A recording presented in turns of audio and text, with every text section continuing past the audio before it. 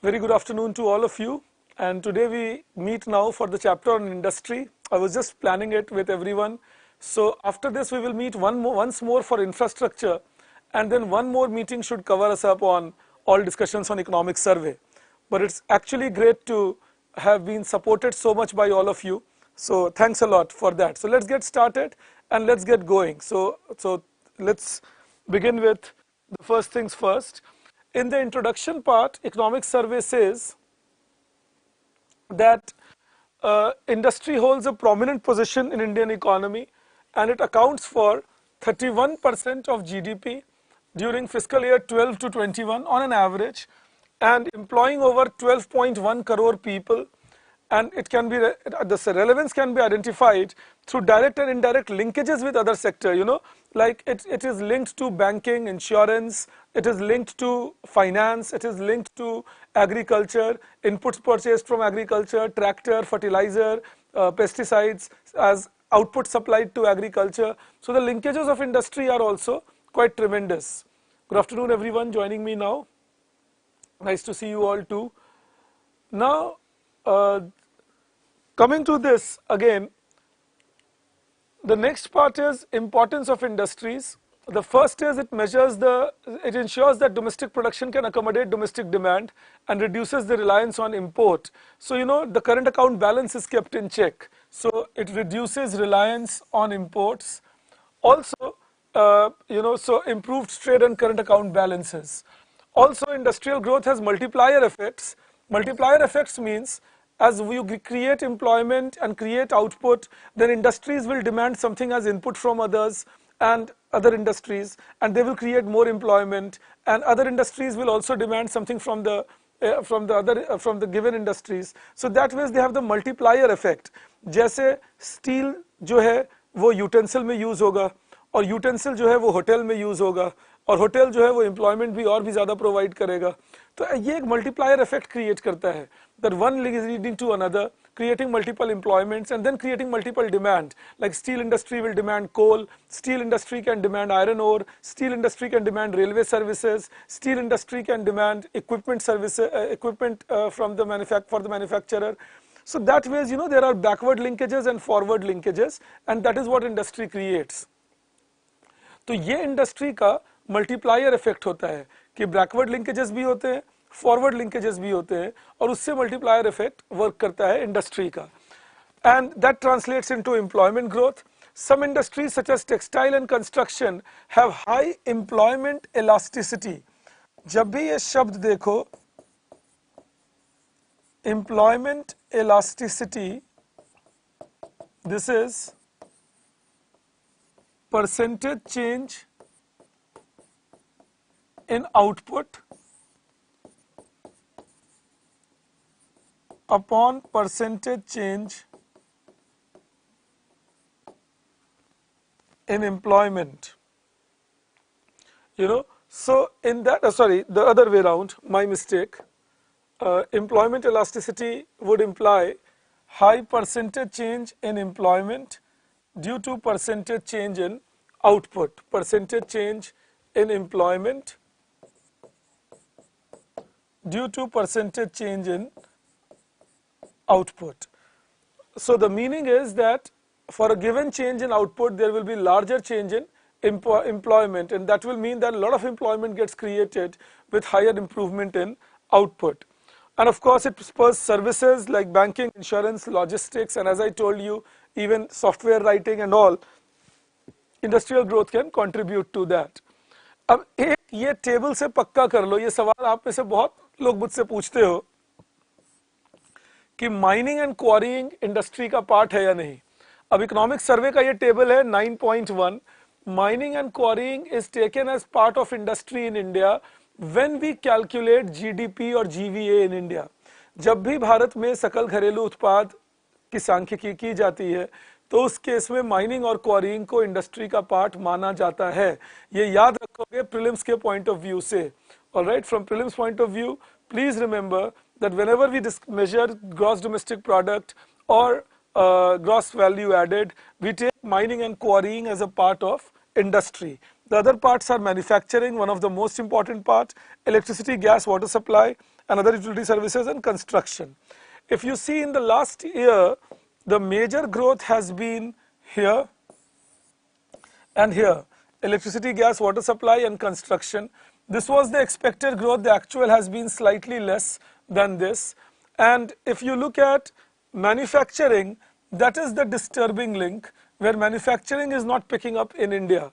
And this low pickup in manufacturing is creating this low industrialization. Mining bhi kam hai, but mining is not an issue for industry. The real problem arises when we talk about manufacturing being low, because more than 75% weightage in industrial growth is on manufacturing. तो अगर इन चारों को major करते हैं industrial growth के लिए, तो manufacturing की वेट सबसे हाई है, और ये हमें भूलना नहीं है. This is something we need to keep in mind. So that is another challenge we see and we need to be careful about, but I included this slide to convince you that mining and quarrying is a part of industries only in India. But overall, if you see, industrial growth has started picking back after COVID. So industrial growth is expected to be approximately 4%, and compared to COVID year or pre-COVID year, it is 11.1%. Like जब तुम देखते हो fiscal year 20, तो इसका मतलब होता है 19-20, और 22-23 को कहते हैं 23. तो इस साल का इंडस्ट्रियल ग्रोथ जो 22-23 का था, अगर प्री कोविड ईयर पे चले जाए तो उसके मुकाबले करीब 11% ज़्यादा है, which shows decent recovery post COVID in industry. And the share of industry in total gross value added is approximately 30%, which is also a welcome change. In India, normally it has remained below 30%. Manufacturing share is around 17%. This needs to rise. In fact, the new manufacturing policy targeted it at 25% by 2022.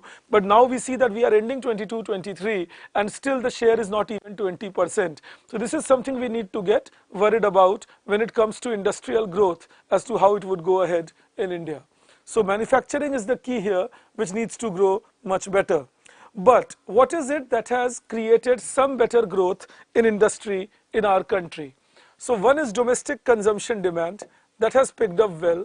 Domestic consumption demand has increased at the rate of greater than 7% per annum in the last 1 year, and that has been one welcome change. Strong external demand, exports increased, export of manufacturing especially increased at 7% per annum, and that is another thing that has created industrial demand, even though by the year end, this 7% was April to January, but December, January, February, March have not been good for manufacturing exports in India.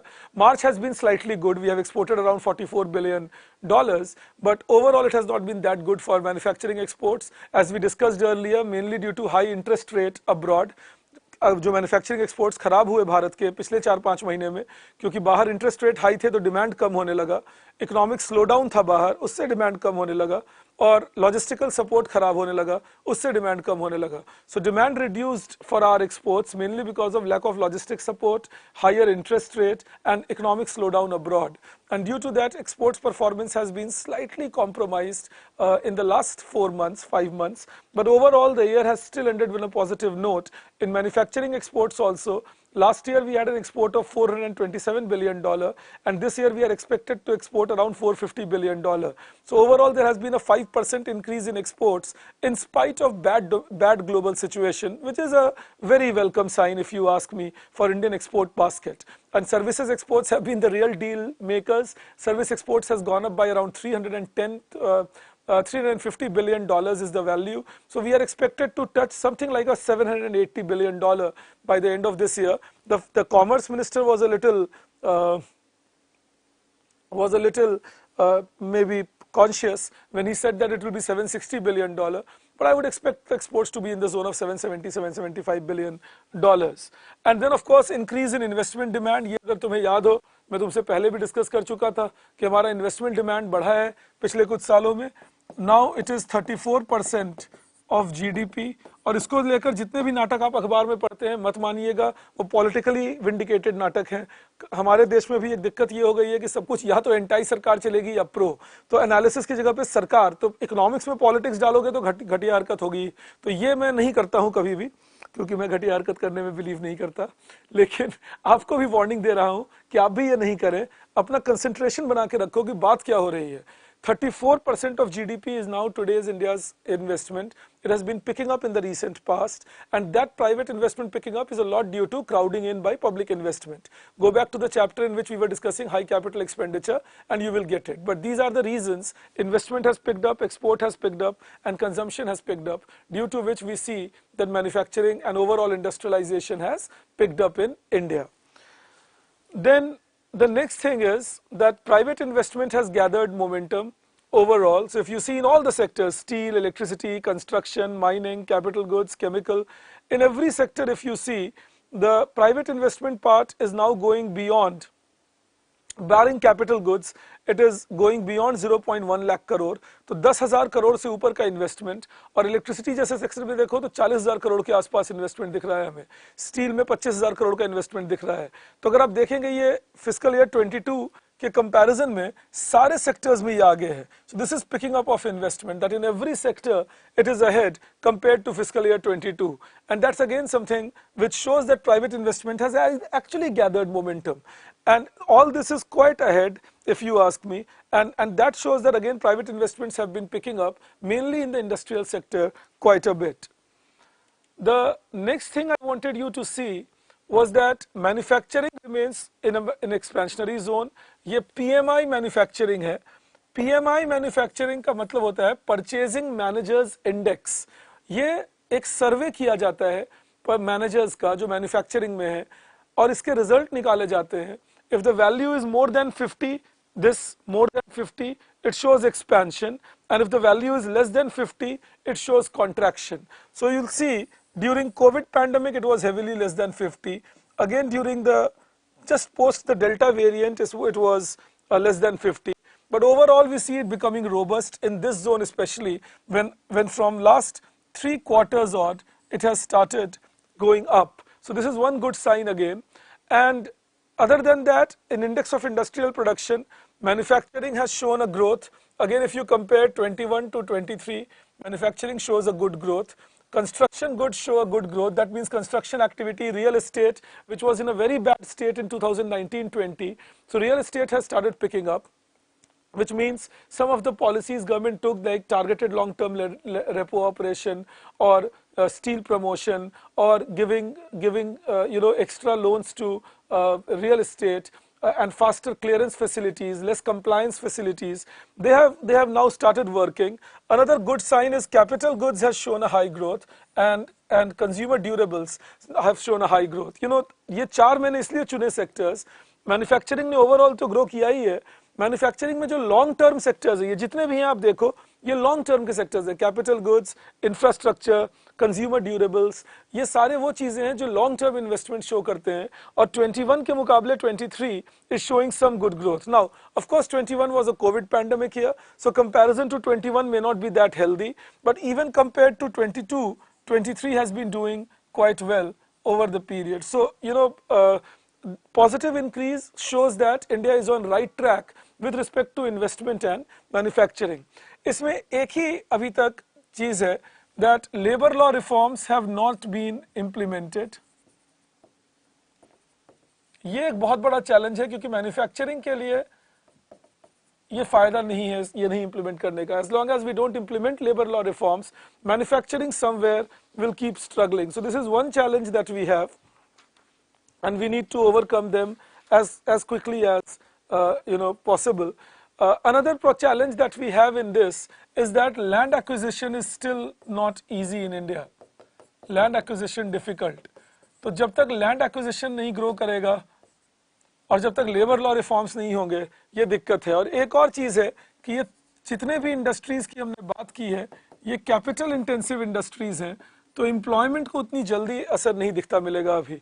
Infrastructure, capital goods, consumer durables, they are mostly produced by capital intensive technique, so maybe employment will not be visibly getting viable in the near future.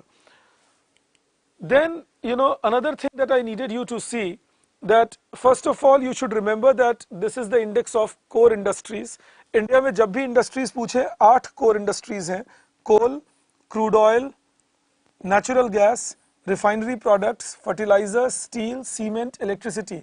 याद करके रख लो इनको, ये prelims का सवाल हो सकता है।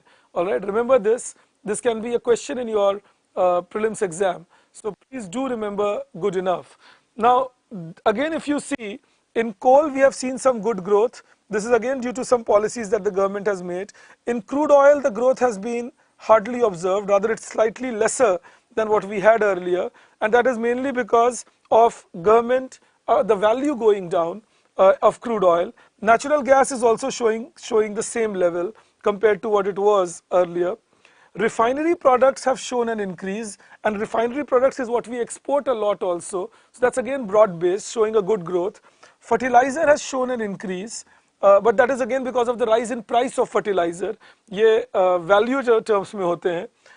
Steel has shown a decent increase, and cement has shown a decent increase. That means construction activity is picking up, with steel and cement showing increase, and capital goods activity is picking up. Electricity has shown a decent increase. This means all round economic activities are picking up. इन्हें आप कहते हैं high frequency indicators. तो electricity, cement, अगर इनका demand बढ़ रहा है तो आप मान सकते हैं कि इकोनॉमी जो है वो कुछ ठीक कर रही होगी। तो इसीलिए ब्रॉड मोमेंटम है इंडस्ट्रियल एक्टिविटी में। और अगर ये मेजर इनपुट्स है देश के, if these inputs are doing okay, then that means the broad momentum in industrialization is not missing as yet. Then if you see, one link that economic survey finds is that the real gross value added in construction compared to the value of actual rainfall shows a very negative correlation to each other. देखो, जब rainfall कम हुआ, construction की real GVA high हो गई। Rainfall कम हुआ, construction की real GVA high हो गई। रेनफॉल कम हुआ, कंस्ट्रक्शन की रियल जीवीए हाई हो गई। और जब भी रेनफॉल ज़्यादा हुआ, कंस्ट्रक्शन की जीवीए नीचे की तरफ आने लगती हैं, कभी लैग के साथ और कभी immediately. That you know, if rainfall is more, construction GVA is less. इसमें भी लेकिन एक अच्छी चीज़ क्या देखने को मिली है, यहाँ पे कोविड पैंडमिक का एक सिचुएशन यहाँ के बाद आया था जिससे कंस्ट्रक्शन गिरा। आप भूले नहीं, ये डेल्टा वेरिएंट का टाइम है, तो इससे कंस्ट्रक्शन थोड़ा नीचे गिरा। इसके बाद मॉनसून होने के बाद भी कंस्ट्रक्शन ऊपर जाता रहा। दैट्स अ वेलकम साइन कि जब कोविड पैंडेमिक के लॉकडाउन्स खत्म किए गए, even when the lockdowns got over, construction kept going up. And if you see by here in March 22, construction was doing much better. और यहाँ रेनफॉल के बाद भी जून टू सितंबर 22 construction still holds up. So if you ask me, if we remove the pandemic impact from here, I think construction will see to do much better apart from rainfall having an impact on it. Another chart economic survey has for you, I wanted you to see this, that is, you know, the stocks and elevated global uncertainty has created in GVA manufacturing slowing down at times. ये zone देखो, ये stocks को use करने का time था to support demand. उसके बाद stocks बढ़ाए फर्म्स ने, फिर से काफ़ी स्टॉक्स बढ़ गए। अगेन मार्च टू जून में जब डिमांड कम हुआ, स्टॉक्स अक्यूमुलेट होते गए, तो सडनली ये स्टॉक्स ज़्यादा बढ़े रहे। ये मार्च टू जून ज़्यादा इंपॉर्टेंट है क्योंकि ये डेल्टा वेरिएंट के बाद का वक्त है, और डेल्टा वेरिएंट ने इतना ज़ोरदार झटका दिया था देश को क्योंकि लोग की डेथ हो गई, इकोनॉमी डिस्ट्रॉयड थी। सिर्फ लॉकडाउन नहीं था, देखो बीटा वेरिएंट जो पहला वेरिएंट था उसमें इकोनॉमी डिस्टर्ब थी, लेकिन डेल्टा वेरिएंट में सिर्फ इकोनॉमी डिस्टर्ब नहीं थी, ह्यूमन डिस्टर्बेंस था। So in beta variant there was economic disturbance because we had a severe lockdown, but in delta variant it was not only economic disturbance, there was not only a lockdown, there was human disturbance as people were dying, and so demand went down drastically, and then again the inventories accumulated. So if you see, the inventories accumulation means that unless that accumulation will again not go down, people will not start producing more. तो अभी तक हालत ये है कि stocking बहुत ज़्यादा रही है हमारे यहाँ, और बीच बीच में रह के डिमांड फ्लक्चुएट करता रहा है। Stocking has been high and demand has fluctuated a lot, and that has played a big role in industrial GVA not fully picking up. But credit in the industry has picked up quite well. You know, if you see that large share of bag credit goes to large scale industries, but still we see that the small scale industries, especially with emergency credit line guarantee system, have been able to do pretty well for themselves. You know, 1.2 crore businesses have been supported under 𝐂𝐥𝐤𝐿, and out of that 95% are MSMEs. I hope you will recall 𝐂𝐤𝐿, where loans up to rupees 2 crore were given without any collateral to firms which had not defaulted in the past. The scheme started in 2020, continued till March 2023 and extended guarantee on loans up to rupees 5 lakh crore rupees. So that was a big help to Indian economic system during COVID pandemic. Of course, it will have a negative fallout. Some of these loans will become bad loans and we'll have to wait and watch how many of them do become bad loans. लेकिन bad loan तो कुछ ना कुछ बनेंगे. अभी तक trend अच्छा रहा है. अभी तक अच्छी बात यह है कि बैड लोन्स नहीं निकल के आए हैं उतने और ट्रेंड भी पॉजिटिव की तरफ ही रहा है comparatively. Then if you see in credit growth, in the MSME has shown the real credit growth in this horizon. If you look at credit growth, MSME have shown the real credit growth, in this horizon. Of course, gradually the large industries have picked up and the non-food industry. So large industry growth, if you see post-COVID pandemic, these were bad days. But इसका कारण था, industries वर heavily leveraged. ये कहानी हम पहले कर चुके हैं मनी बैंकिंग चैप्टर में, तो मैं ज़्यादा वक्त नहीं दूंगा इसे. पर अगर तुम्हें याद हो, सर्वे ने भी पहले मेंशन कर दिया है कि ये वो वक्त था जब इंडस्ट्रीज अपने लोन्स को कम कर रहे थे, क्योंकि वो पहले ही हेविली लोन्ड अप थे, डिफॉल्ट्स कर रहे थे, बैड लोन की दिक्कत देख रहे थे. दैट इज वाई देखो नेगेटिव ग्रोथ है लोन में. This is D leveraging. इसी को कहते हैं डी लिवरेजिंग, कि इंडस्ट्री जो है वो अपने लोन्स कम कर रहे थे बढ़ने की जगह. और धीरे धीरे जब एक बार देखा गया कि स्टेबिलिटी आ गई, फिर उसके बाद ऑफ कोर्स कोविड की अनसर्टेनिटीज रही यहाँ, उसके बाद से we have again seen a rising trend which is a welcome trend. Of course, the non-food credit is showing a rising trend, which is also a welcome trend. It means people are buying more or borrowing more for investment and for consumption of consumer durable rather than for food purposes. These are welcome trends in India, and MSME is still showing a high trend of borrowing. Again, it has shown a decline here, but that can reflect the saturation it has reached after continuous borrowing in the recent past. So these numbers show good as far as our economic system is concerned at the moment. Another factor that has helped us is resilient FDI inflow in industry. The resilient FDI inflow in industry. In fact, manufacturing sector FDI has been increasing continuously from 12.1 billion in 21 to 21.3 billion in 22. That's some number. That's some number that we have. Thank you, Raghavendra, for saying this. I will try taking care. Thank you. Now, when you look at this further, the sector-wise FDI equity inflows in 22-23 during April to September. Again, if you see, the maximum share is computer, software and hardware, 34%. अब prelims के point of view से numbers याद रखोगे. So computer, software and hardware ये maximum से share है. Services 22%, ये second number पे आता है. एंड ट्रेडिंग 18%, ये थर्ड नंबर पे आता है. तो अगर तुम देखोगे हम ज्यादा सर्विस ओरिएंटेड दिख रहे हैं on equity inflows in FDI. अब ये भी भारत को थोड़ा समझना चाहिए, हमारी मैन्युफैक्चरिंग वीक है. इसका मतलब तुम देखो जो मैन्युफैक्चरिंग ओरिएंटेड सेक्टर है, जैसे automobile, that is showing a 5% share. Manufacturing oriented sector like chemicals, that showing a 7% share. Drugs and pharma 4% share. तो ये शायद हमें थोड़ा इंप्रूव करने की जरूरत है. Our investments are not yet coming in manufacturing, and that is due to less structural reforms.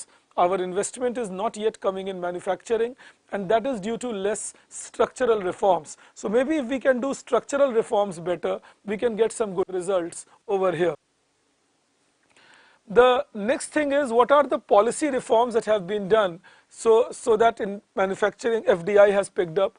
और ये मैं चाहता हूँ आप अपने दिमाग में रख लें. ये सारा इकोनॉमिक सर्वे से हार्ड वर्क किया मेरे असिस्टेंट्स ने और आपके लिए conjoin करके दिया है. That India continues to open up its sectors to global investors by raising FDI limits and removing regulatory barriers. So this is one, that FDI limits have been continuously raised in one sector or the other, and regulatory barriers have been reduced. Second is, in fiscal year 20, 100% FDI under automatic route, not even government permission route, was permitted for coal mining activities, including processing infrastructure. 10%, 100% FDI has been permitted in intermediaries, insurance intermediaries, including insurance brokers. अब समझिएगा ये बात, this is 100% FDI for intermediaries, not for insurance companies. Insurance companies में 74% FDI allowed है. Alright, ये याद रखोगे, 74% for insurance company. तो अगर इंडिया में कोई फॉरेन की कंपनी अपनी इंश्योरेंस कंपनी खोलना चाहते हैं या भारत की किसी इंश्योरेंस कंपनी में स्टेक लेना चाहते हैं, वो 74% से ज़्यादा नहीं ले सकते. लेकिन अगर आप एक ब्रोकर हैं या इंटरमीडियरी हैं तो वो 100% तक भी स्टेक ले सकते हैं.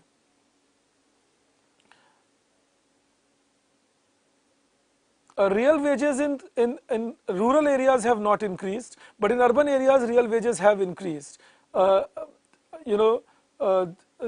Saurav, if you would check, my discussion on the social sector, 6th chapter, you will check it there. In rural areas, of course, real wages have not increased at all. In urban areas, they have been positive, even though not very high.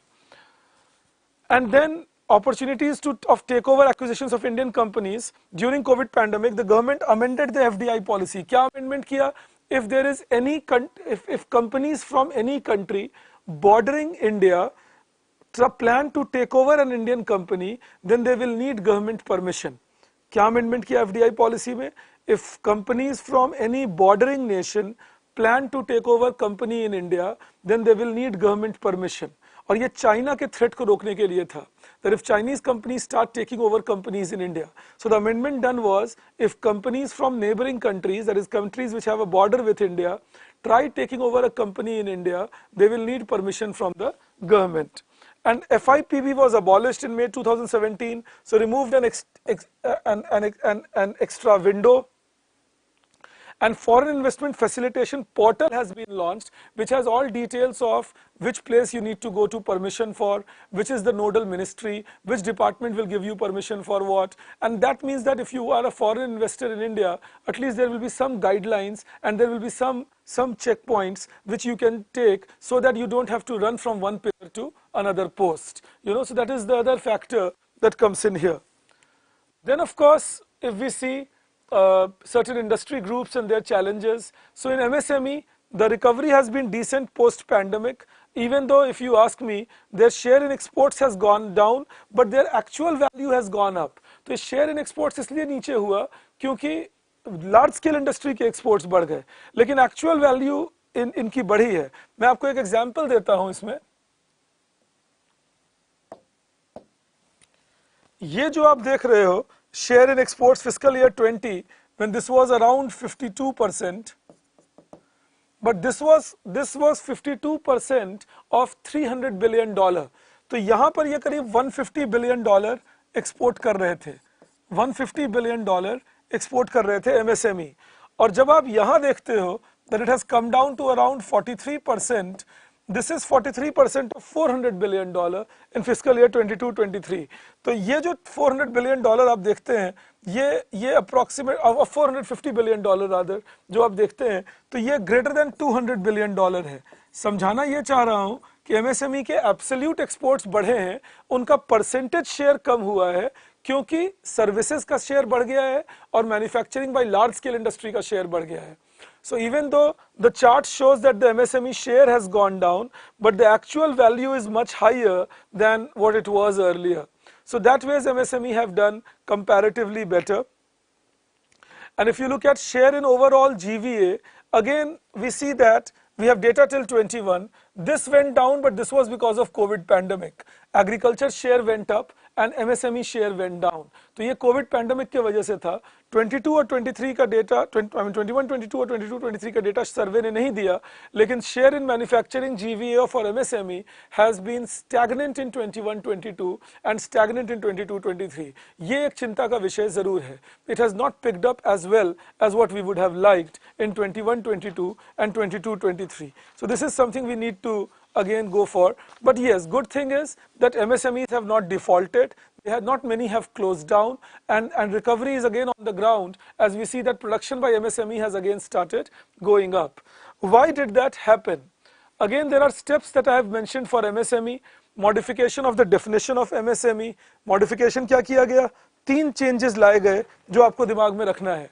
Modification में पहला change ये लाया गया MSME के अंदर, modification of the definition.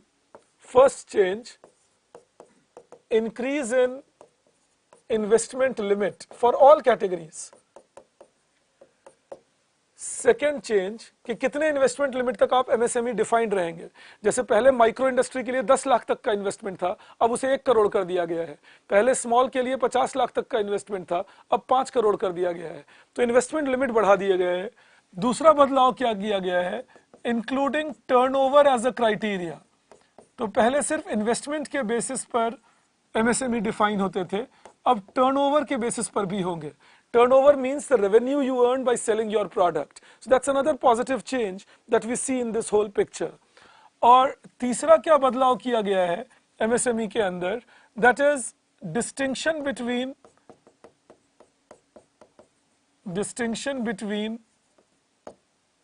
service and manufacturing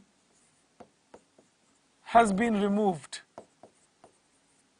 ये जो classification में डिस्टिंक्शन होता था कि अगर आप सर्विस सेक्टर के हैं तो इतना क्राइटेरिया, मैन्युफैक्चरिंग के हैं तो इतना क्राइटेरिया, वो डिस्टिंक्शन हटा दिया गया है. That's again a welcome change we see in MSME system.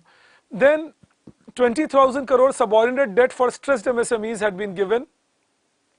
ये ECLGS के ऊपर था. ECLGS में तो 5 लाख करोड़ दिया ही गया था, 20,000 करोड़ उन MSME के लिए दिया गया था जिनका डिफॉल्ट रिकॉर्ड है. जो MSME डिफॉल्ट में थे उनको 20,000 करोड़ की मदद दी गई. So for emergency credit line guarantee. Then of course 50,000 crore equity infusion has been done, and this was done through a funding scheme. Government created a 10,000 crore mother fund. यहाँ पे सरकार ने क्रिएट किया 10,000 crore रुपीज का mother fund. Mother fund मतलब सरकार ने एक फंड क्रिएट किया RBI के थ्रू, जो MSME अगर अपना शेयर इशू करेंगे मार्केट में उसे गारंटी करेगा. Government issued a mother fund through RBI which would give a guarantee, which would underwrite the shares issued by MSME in the market. Now, if MSMEs have issued their share in the market and there is an underwritten guarantee by the government that if nobody buys the share, I will buy it, it gives a lot of confidence to retail investors. तो जो छोटे share holders हैं, आप मैं, हमें confidence मिलता है कि ये शेयर जरूर अच्छा कर रहे होंगे, तभी सरकार इसकी गारंटी दे रही है और इसके बेसिस पे MSME ज्यादा और ज्यादा कैपिटल मार्केट से उठा पाते हैं. तो 10,000 करोड़ के इस मदर फंड के बदले 50,000 करोड़ का इक्विटी इन्फ्यूजन डॉटर फंड्स के थ्रू हुआ. तो ये 50,000 करोड़ का जो इक्विटी इन्फ्यूजन था, इसे कहते हैं daughter funds. That then this mother fund creates a possibility of more and more funding for MSME, and that creates daughter fund in the market.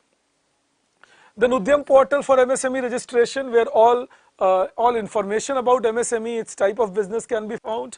Samadhan portal has been created, where if there is any dispute with respect to MSME, especially if the money is not coming back to them and they have already given their commodities, then Samadhan portal is where they can report and action will be taken so that their dues are paid back on time. Then Trades platform is there, on which they can upload the bills of exchange that they have received for the supplies they have made, and that will allow them to take loans from the market, and that can act as a collateral for the banks. And then of course Champions portal, the single window grievance redressal portal, and RAMP scheme, the raising and accelerating MSME performance. So all these steps, ये सारे तुम लिख सकते हो. Apart from the steps I have taught you in the classroom, आपको classroom में मैंने और भी steps सिखाए हैं, उनके अलावा तुम ये steps लिख सकते हो as steps to promote MSME. आप में से कोई अगर मेरे classroom के student नहीं है तो ECLGS जैसी स्कीम लिख सकते हो. गवर्नमेंट ने जो ONDC शुरू किया, ओपन नेटवर्क डिजिटल कॉमर्स, उसका स्टेप लिख सकते हो. ये स्टेप्स आप लिख सकते हो for promotion of MSME. And these steps, of course. तो अगर सवाल आता है कभी एग्जाम में, what are the steps taken by the government to promote MSME, which is a very normally asked question in the mains exam, you can always write these points up. Always pick up points from what's written in the government papers like economic survey. You give a right impression to the examiner that I'm reading the right places. Then of course, there are few more things on MSME, that the GST paid by MSME has crossed the pre-pandemic level. See, this was the GST paid by them in the pre-pandemic days, and this is the GST paid by them now. So GST paid by them has crossed the pre-pandemic level. So that is one good change that we see.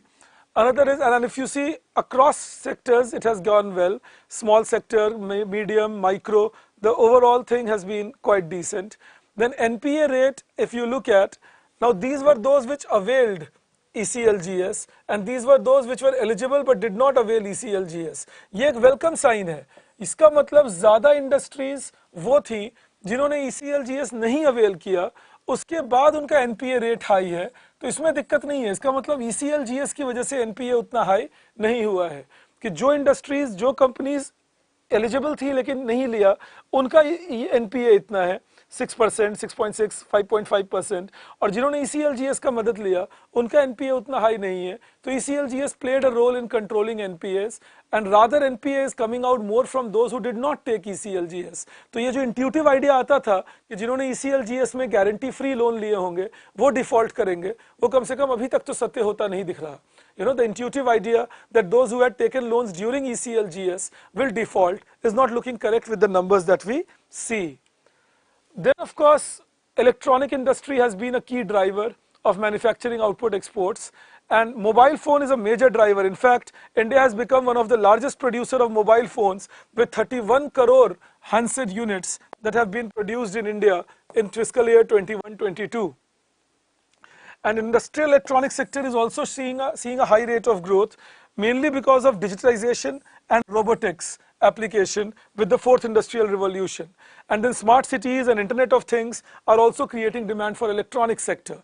So again, these are the reasons or factors that show that electronic sectors are doing well: consumer electronics, mobile phones, and industrial electronics. But industrial electronics and mobile phones are showing some very high growth. So there are separate points that survey mentions for that.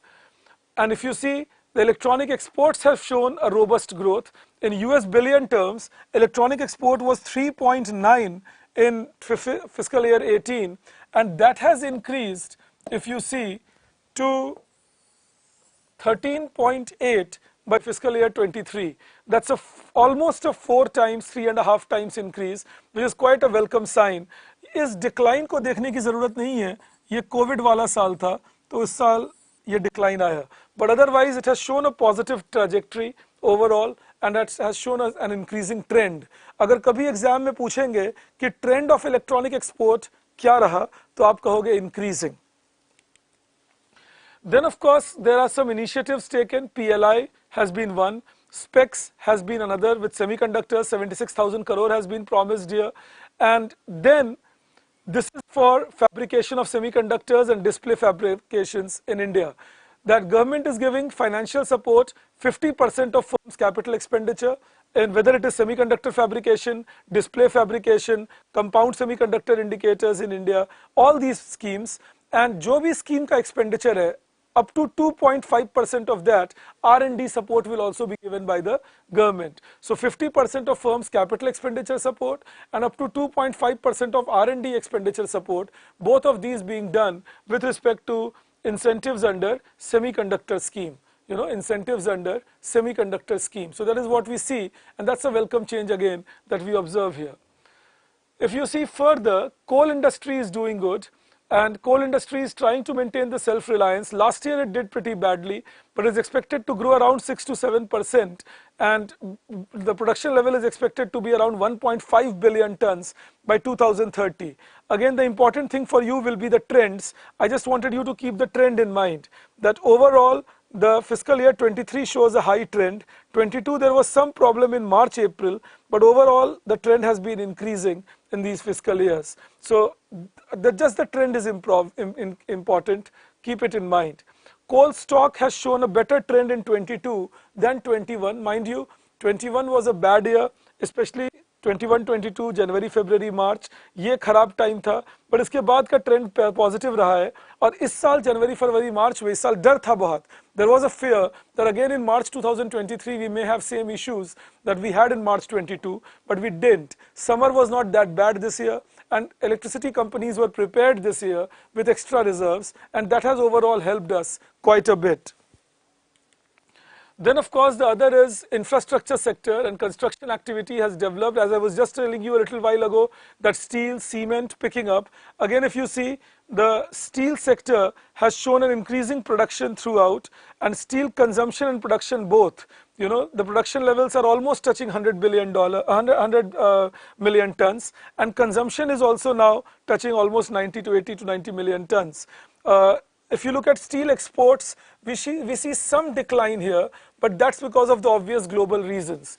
Due to Russia-Ukraine war, due to increased interest rate, which is creating a global economic slowdown, and due to supply chain logistical issues, we see that steel exports have come down in fiscal year 23. But overall, if you see, fiscal year 22 had gone much beyond the normal trajectory. But overall, if you see, 23 is doing better than 20 in spite of a global pandemic, and in spite of a slowdown, and in spite of Russia-Ukraine war. So if you see that, all that augurs well for India. That अगर 2020 से compare करें, ये 19-20 का साल था pre pandemic, तो ये अभी भी एक इंक्रीज दिखा रहा है, जो कि साबित कर रहा है कि थोड़ा बहुत हम अच्छा कर रहे हैं. हाँ, स्टील में कंपटीशन बहुत है. Chinese produce very good quality steel, Japanese produce very good quality steel. So India will have to focus on good quality steel, and that will help us get more export markets. Also, India's own steel consumption is very high because of real estate, construction activity, road building, Sagarmala kind of project for shipbuilding. So that also is taking India's high import demand, high demand for Indian steel. इसमें एक और बात का ध्यान रखना, ये है अप्रैल to दिसंबर तक के डेटा. अगर साल भर का डेटा ऐड कर दूं तो ये 110 मिलियन टन पहुंचने लग जाता है. ये भी आपको दिमाग में रखना है दैट स्टील प्रोडक्शन जो है वो अप्रॉक्सीमेटली 110 मिलियन टन पहुंचने लग रहा है अब इंडिया में, making India the second largest producer of steel in the world behind China. Then of course, the government has supported textile industries, PM Mitra, that is another one. These are mega industrial textile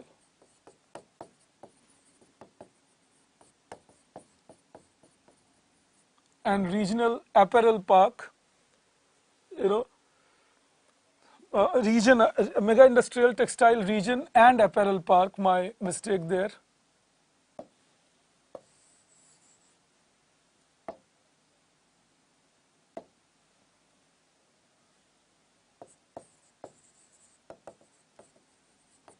That is Mitra.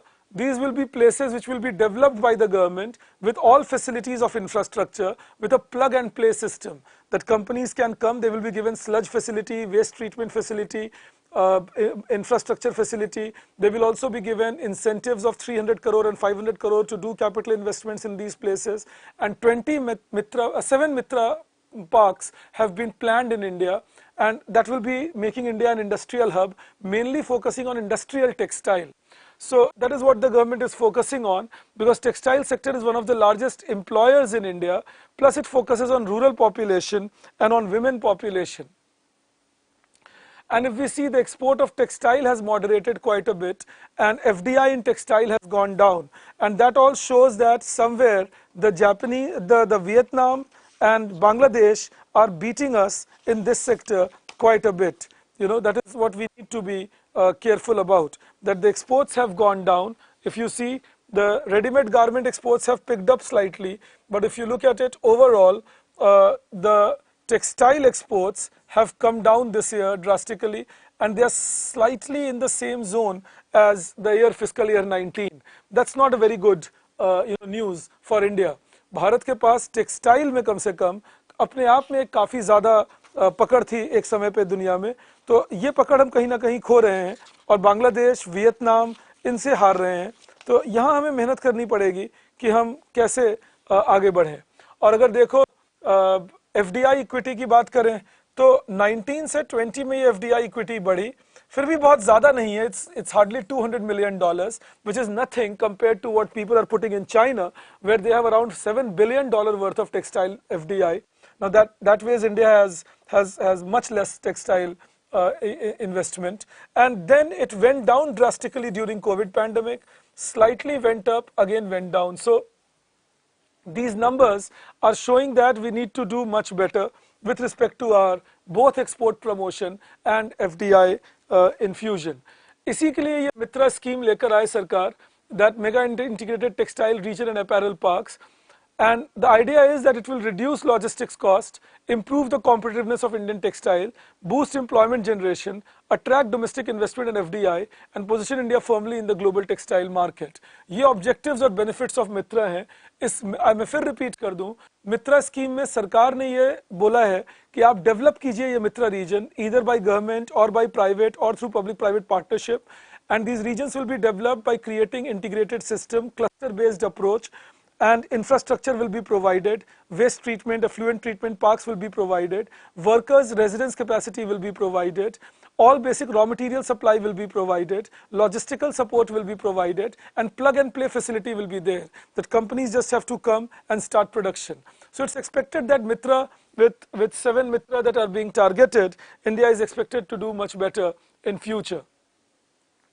Another important industry in India is pharmaceutical, and that has done pretty strongly. If you look at the numbers, the pharmaceutical exports have picked up pretty well from 19 to 23. These are 6 months number, of course, but still they augur well overall on things. And FDI inflow in pharmaceutical has been high, mainly supported by the pandemic, where India did some good seminal research. India is already famous for generic infrastructure, but along with that, India has also gone in pharmaceutical for PLI.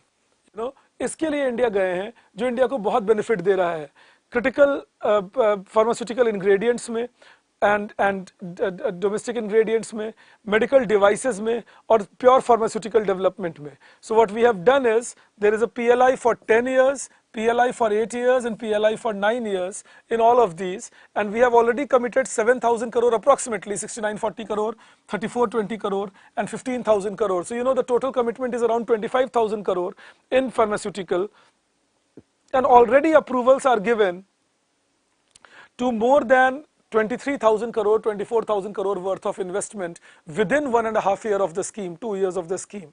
These augurs well. India में pharmaceutical पहले से ही एक अच्छा established sector था, ये employment oriented sector है, और साथ में इसमें foreign direct investments भी काफ़ी आ रही हैं, ये research and development oriented sector भी है.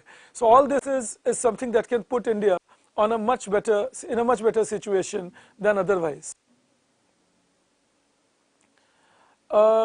Also, you know, apart from depreciation and cheap labor, you have correctly answered it, Sahil, on textile export. Other problem is lack of structural reforms in India. You know, in India, the logistical costs are still higher. In India, the labor cost is high. Land acquisition is difficult. Disputes are not resolved very quickly. So all that doesn't augur well for Indian textile. In global supply chain, we are not fitting well. Another reason why textile has not done well in India has been less than good focus on technical textile, industrial textile. So this is something that we need to focus well on. Alright, then another is that we have become the 3rd largest automobile market. We were the 4th largest vehicle market for passenger car in the world now. So now we are the 3rd largest automobile market and the largest manufacturer of 2-wheeler and 3-wheeler vehicles in the world. So if you look at it, the 2-wheeler, 3-wheeler vehicles are already dominant quite a bit. This is the number that you would see, and apart from that, if you look at passenger vehicles, the number has now shown an increase compared to this. This is shown some increase that we would see. So this is auguring well.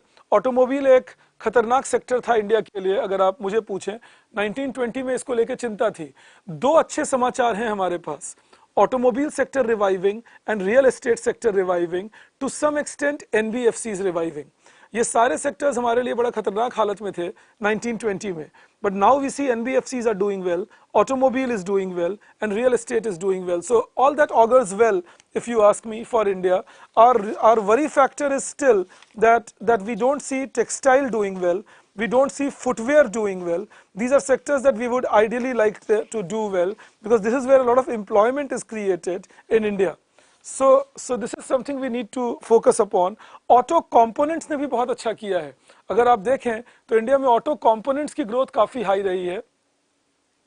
So if you look at all the auto component market, aftermarket, OEM supply, exports, imports, turnover, overall the auto component shows a positive growth, especially even compared to fiscal year 20.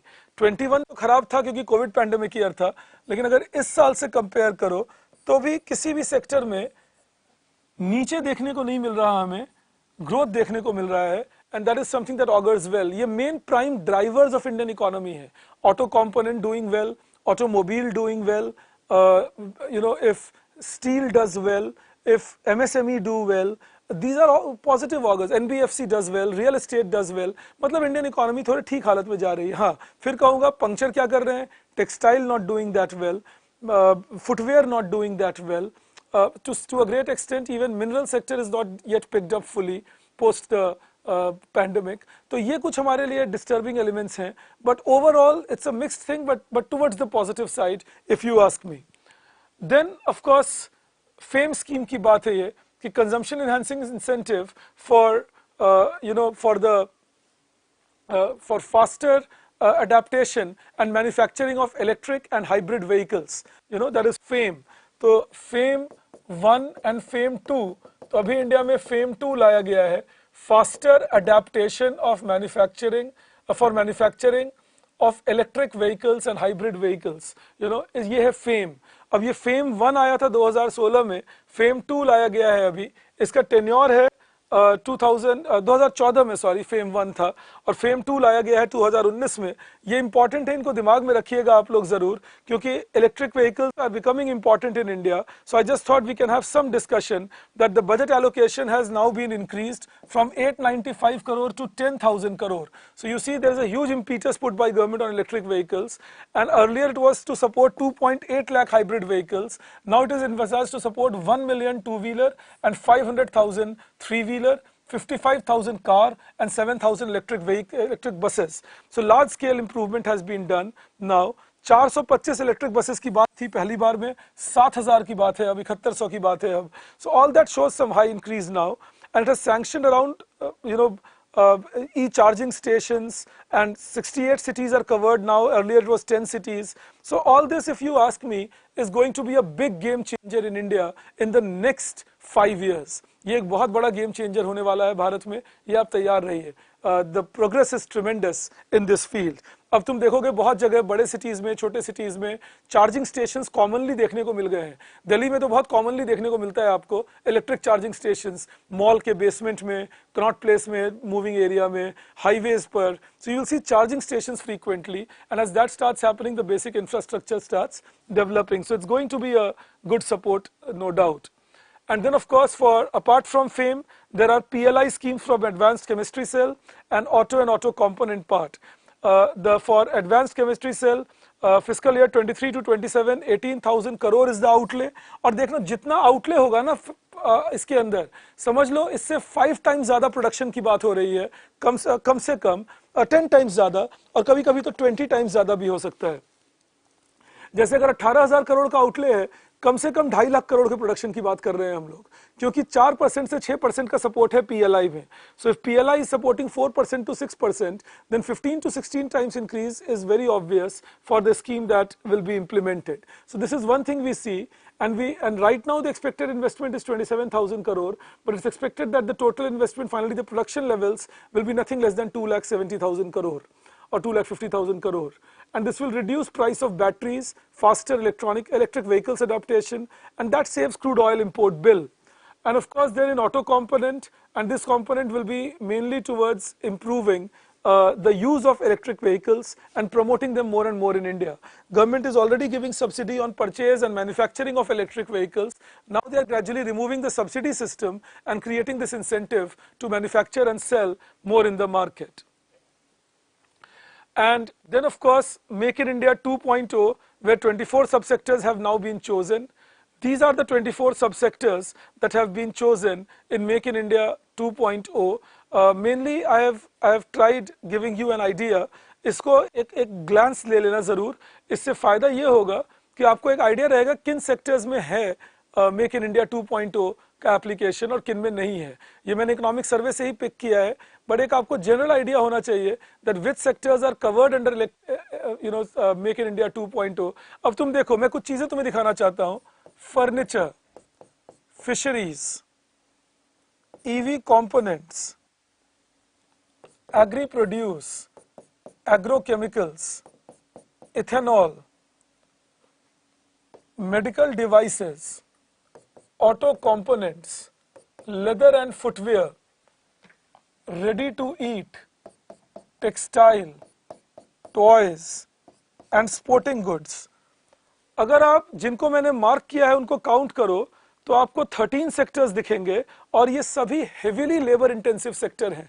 तो कभी कभी अखबार में article लिखते हुए लोग लिख देते हैं कि लेबर इंटेंसिव सेक्टर पे ध्यान नहीं है इंडिया का, मेक इन इंडिया में, बट ये सभी लेबर इंटेंसिव सेक्टर हैं. और इनमें भी अगर आप देखो तो footwear, textile, toys, auto components, agri produce, इन सब पे मेडिकल डिवाइसेस, पीएलआई भी दिया जा रहा है. तो ये पूरी तरह से कहना सही नहीं होगा that PLI is not being given for sectors which are not labor intensive. कुछ जगह मैंने ये criticism पढ़ी है तो सोचा आपको अवगत कर दूं. You must know that the criticism that PLI is not being given for labor intensive sector is not entirely valid. I would suggest you avoid writing that. Yes, you can write that the PLI scheme is there, is expected to do better if more impetus is given to labor intensive technology. This is the PLI scheme that is expected to, and what is the scheme? The scheme is that 4% to 6% of targeted sales value will be given by government as subsidy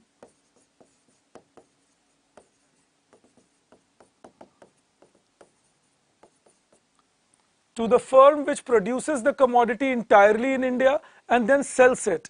The subsidy is not on production alone, the subsidy is on sale. Subsidy जो है वो production पे नहीं है, subsidy sale पर है. Alright, तो जो कंपनी सेल करेंगे इसको इंडिया में प्रोड्यूस करके उन्हें ये सब्सिडी मिलेगी. और आइडिया ये है कि आप कैपिटल एक्सपेंडिचर करीब करीब 3 लाख करोड़ का अट्रैक्ट कर सके अगले 5 साल में. 60 lakh employment, share of manufacturing to be increased. It's around 17% today, to increase it to 25% and make Indian manufacturers globally competitive by making sure that there is cutting edge technology, economies of scale, and most importantly, India gets an important part in global value chain. I repeat again, in mobile phone sector, with Apple setting up its stores in India, manufacturing units in India, Samsung setting up its manufacturing units in India, it's already showing some positive growth rather than what we have seen in the past. So India now produces 31 crore mobile phones, which is massive compared to only 6 crore that we were producing just 8 years back. Now,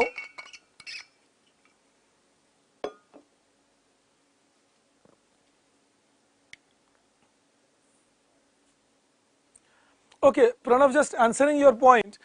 एक बात सोचो, ये पता है क्या, ये मैं पहले भी बोल चुका हूँ, शायद किसी क्लासरूम में बोला होगा, मुझे ध्यान नहीं है. जब लोग कहते हैं that after PLI will end, the companies will go away, मतलब मैं बाहर के देश से अपने देश आऊँगा, भारत में आऊँगा, I will put factory in India, I will buy machines, put them in India, I will hire workers, for 5 years I will earn money through PLI and I will abandon my factory which will be worth crores, I will abandon my manufacturing unit, I will abandon my machines, I will sell them off to somebody and run away from India. Bharat में ऐसी मूर्खता वाली बात करते हुए या सुनते हुए मुझे 30 साल तो कॉन्शियसली हो गए. 1991 में मैंने सुना था ये एफडीआई आ रहा है भारत में, ये सब चले जाएंगे प्रॉफिट अर्न करने के बाद, कोई नहीं रहेगा इंडिया में. 20 साल बाद डोमेस्टिक इंडस्ट्री भी नहीं बचेगी, एफडीआई भी नहीं रहेगा. 20 साल छोड़ो, 32 साल हो गए अब, और इन जैसे लोगों की दिक्कत है, ये लोग सॉरी भी नहीं बोलते कि भाई मैंने झूठ बोला, गलत साबित हुआ, खुद को इंटेलेक्चुअल बता के अभी भी अखबार में लिखते रहते हैं. बचो ऐसे लोगों से. तुम सोच के देखो, तुम किसी देश में जाओ, तुम किसी शहर में जाओ, अपनी फैक्ट्री खोलो, मशीन लगाओ, प्रोडक्शन यूनिट चलाओ, प्रॉफिट अर्न करो और छोड़ के चले जाओगे क्योंकि पीएलआई स्कीम बंद हो गया. So I mean this is more than ridiculous. But हमारे देश में रिडिक्यूलस का कोई डेफिनेशन अब रह नहीं गया है. अब तो सारी बातें हो जाती हैं हमारे यहाँ, कोई भी बात कोई भी कह सकता है. तो ये बच के रहिए. PLI is actually a decent scheme. It is giving people incentive to come to India.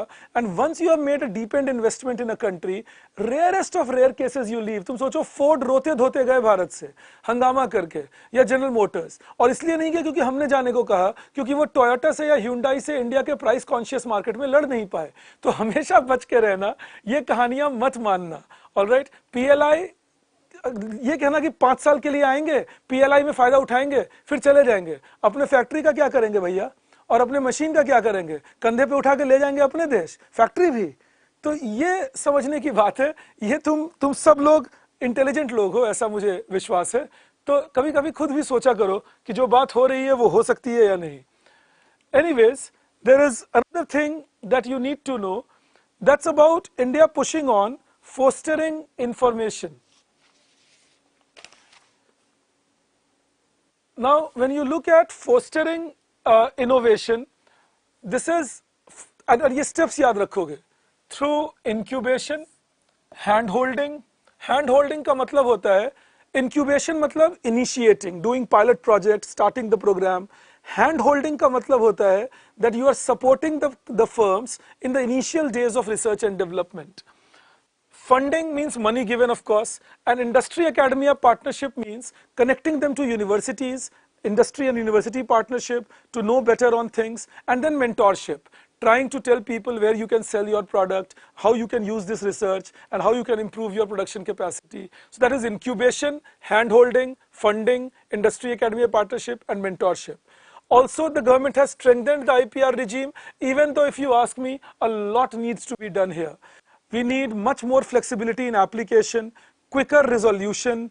We need to give IP intellectual property rights much quicker. हमारे यहाँ 2-2, 4-4, 6-6, 8-8 महीने का इंतजार है, अभी भी साल भर का इंतजार है, और इसीलिए इंटेलेक्चुअल प्रॉपर्टी रिजीम भारत में ठीक नहीं है। भले ही सर्वे कितना मर्जी कह लें कि हमने फैसिलिटेट कर दिया IP फाइलिंग फॉर स्टार्टअप्स और विमेन एंड एंटरप्रेन्योर्स, ये सब कागज पे है, अभी इन रियलिटी ये नहीं है। अभी भी हमारे यहाँ का इंटेलेक्चुअल प्रॉपर्टी सिस्टम वीक है, लोग डरते हैं, फोटोकॉपी ओवरनाइट होती हैं, प्लेजियराइजेशन इज रैम्पेंट। तो इंटेलेक्चुअल प्रॉपर्टी सिस्टम जब तक ठीक नहीं होगा तब तक इंडिया में ये खतरा बना हुआ है, ये हमें ध्यान रखना चाहिए।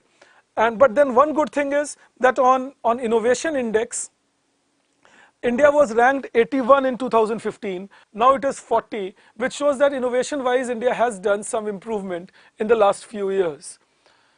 Then of course, government, they have said that structural reforms have enhanced ease of doing business, like simplification of law, rationalization of the compliances, decriminalization of rules, digitization promotion, liberalization, input market reforms. ठीक है, ये सारी बातें तुम याद रख सकते हो, और बजट पढ़ाते हुए मैं पढ़ा चुका हूँ तो दोबारा नहीं जाऊंगा। For example 1400 laws decriminalized, 39,000 compliances rationalized, ये सारी कहानी बजट के पहले लेक्चर में की थी, तो दोबारा नहीं बोलूंगा अभी भी। लेकिन there are too many laws which are complicated, there are too many restrictions. The lower end areas of India, tier 2 city, tier 3 cities, they are still doing pretty badly. तो सरकार ये बात लिख सकते हैं, अब कौन आपत्ति करेगा, सरकार है, हुजूर माई बाप, लेकिन कहीं ना कहीं उनको अभी सुधरना है यहाँ पे। इसीलिए इंडिया की मैन्युफैक्चरिंग अच्छा नहीं कर रही। Our real problem is we still don't have very good law and order mechanism in the rural India, semi-rural India. We still don't have contract enforcement. Cases go for years in our country. We still have complex legislations. There are historical legacy issues, no doubt, but they are there in India even now. Infrastructure is very good on national highway. Infrastructure is very good on main roads. But if you go suddenly into the city, जहाँ municipal corporations के हाथ में है road, खस्ता हाल शुरू हो जाता। दिल्ली को ही ले लो फॉर दैट मैटर, बच्चे को झूला झुलाने की जरूरत ही नहीं कुछ एरियाज में, उसको बस रिक्शे से ले जाओ उधर, वो झूला झूलते झूलते सो जाएगा क्योंकि गड्ढे ज्यादा है, रोड कम है। केजरीवाल जी या एमसीडी कह सकता है कि विश्व स्तरीय रोड है दिल्ली में, बट हमें आपको पता है दिल्ली में बहुत एरियाज हैं जहां बच्चे झूला झूल लेते हैं आराम से रिक्शे पे। तो ये गड़बड़ है। रोड्स इंफ्रास्ट्रक्चर का मतलब सिर्फ नेशनल हाईवे नहीं हो सकता, या स्टेट हाईवे नहीं हो सकता, या बॉर्डर रोड नहीं हो सकते, they have to be internal roads, वरना इंडस्ट्री के लिए कॉस्ट बढ़ जाते हैं। Similarly, electrification is complete, but availability of electricity is not yet fully there. तो ये सब को जब तक हम ठीक नहीं करेंगे, मैन्युफैक्चरिंग ठीक नहीं होगा। So if somebody tells you, okay, these reforms have happened, why manufacturing is not picking up? Because infrastructure is still not good, logistics are still highly costly, structural reforms in labor market, land market have not yet happened, ease of doing business with compliances and all still persists, laws are not yet clear in their nature, contract enforcement is not complete, the courts take years to resolve a dispute, and all that discourages, intellectual property rights are not fully well given in India, and all that desists, it discourages people to come and do manufacturing in India. तो सरकार अगर आंख खोल ले, ma'am वो ठीक है, economic survey एक माउथपीस की तरह शायद बात कर सकते हैं, लेकिन उम्मीद है सरकार में सेनर माइंड होंगे और वो समझते होंगे कि ये दिक्कतें हैं और चाहेंगे कि ये दिक्कतें दूर हों, because these are issues in our system and manufacturing is no doubt suffering because of that in India. And then how about India and Industry 4.0? तो एक बात innovation की हमने, that you know, cloud computing, internet of things, machine learning, artificial intelligence into manufacturing processes. लेकिन लाएंगे कैसे? जब तक ट्रेनिंग नहीं देंगे, माइक्रो यूनिट को ट्रेन करना पड़ेगा स्मॉल बनने को, स्मॉल को ट्रेन करना पड़ेगा मीडियम बनने को, मीडियम को ट्रेन करना पड़ेगा लार्ज बनने को, क्योंकि जब आप ये इन्वेस्टमेंट्स लाएंगे तो ये कोई 5 करोड़ 2 करोड़ 1 करोड़ के इन्वेस्टमेंट सिर्फ नहीं रहेंगे, अमाउंट बढ़ेगा, और जब ये बढ़ेगा और इनको compete करना होगा तो फिर तो MSME को बड़ा बनाना पड़ेगा, क्योंकि वहां हमारी बहुत सारी मैन्युफैक्चरिंग होती है, और लार्ज स्केल इंडस्ट्रीज में टेक्निकल चेंजेस के लिए ट्रेनिंग देनी पड़ेगी. जब तक वो ट्रेनिंग मिसिंग होगा, कैसे लार्ज स्केल इंडस्ट्रीज अडेप्ट करेंगे? इंडिया में बहुत सारे लार्ज स्केल इंडस्ट्रियलिस्ट्स हैं जो अभी भी इंडस्ट्रियल रिवॉल्यूशन 4.0 नहीं समझ पा रहे हैं, वो पुराने मेथड से ही प्रोड्यूस कर रहे हैं. So unless we don't train the large scale industrialists who are still producing by the old techniques, we will not be able to take full advantage of industrial revolution 4.0. So we will have to work on that, train our people, promote Internet of Things. Maybe 5G can do some wonders over there. Maybe data interpretations can be done better. All this budget this year promises all that. It also says that data sharing will be done on a larger scale. Industry institutes of eminence will be developed quickly. It also says that research and development in fourth industrial revolution will be rewarded. So hopefully if the budget says all that and we can do all that, then we can go ahead. Otherwise, if you ask me, no matter how many SAMARTH, that is smart advanced manufacturing and rapid transformation hubs, ये सब कहानियां हम बहुत तगड़ी बनाते हैं.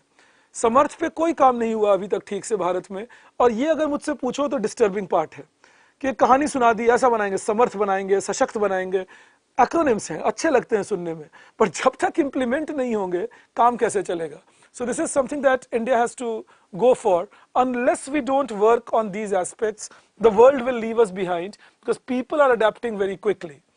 Now in conclusion, there are global headwinds, but we are expected to do better with sustained demand conditions, and these demand conditions can be domestic demand with investment picking up, with deleveraging of industries, banks becoming less, having less NPAs will mean banks will give more credit, so domestic demand conditions will pick up, consumption is also picking up. Also MSME credit has shown a significant increase. PLI schemes are expected to create good enough exports and lead to job creation, which can have a multiplier effect, and industrial output in India, it is expected, should grow rapidly. Maybe in the next 5 years, we can expect industry to touch 20% GDP number or 21% GDP number. That's my projection. There are another 4 or 5 years, we just might see that happening. So that is all on this chapter now. I will see you next very soon, hopefully day after tomorrow, and we will discuss infrastructure on that day. So I will inform you, hopefully day after tomorrow I should see you. Infrastructure is what we will discuss. Thank you. Have a great afternoon. Bye-bye. Have a great day.